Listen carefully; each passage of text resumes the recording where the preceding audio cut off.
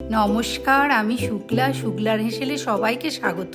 আজকে বানাবো এঁচোড়ের cutlet. এঁচোড়ের cutlet বানাতে গ্যাসটা জ্বেলে নিলাম, দিলাম সর্ষের তেল। আগে থেকে এঁচোড় ও আলু সেদ্ধ করে রেখেছিলাম। আলু ও এঁচোড় ম্যাশ করে নিলাম। এবার কড়াইতে দিলাম তেল, তাতে দিলাম রসুন কুচো, পেঁয়াজ কুচো, লঙ্কা কুচো। এদিকে নুন, চিনি, হলুদ গুঁড়ো, জিরে গুঁড়ো, ধনে গুঁড়ো, গোটা জিরে, গরম মশলা গুঁড়ো দিয়ে ভালো করে মেখে নিলাম। কড়াইতে দিয়ে ভালো করে নাড়তে লাগলাম। দিলাম কাশ্মীরি লঙ্কার গুঁড়ো, একটু নেড়ে নামিয়ে নিলাম। দিলাম ধনেপাতা কুচো।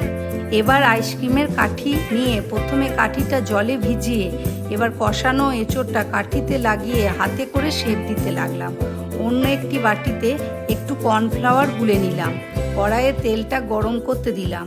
কাটলেটগুলো কর্নফ্লাওয়ারে ডুবিয়ে বিস্কুটের গুঁড়োয় মাখিয়ে গরম তেলে একে একে ভেজে নিলাম।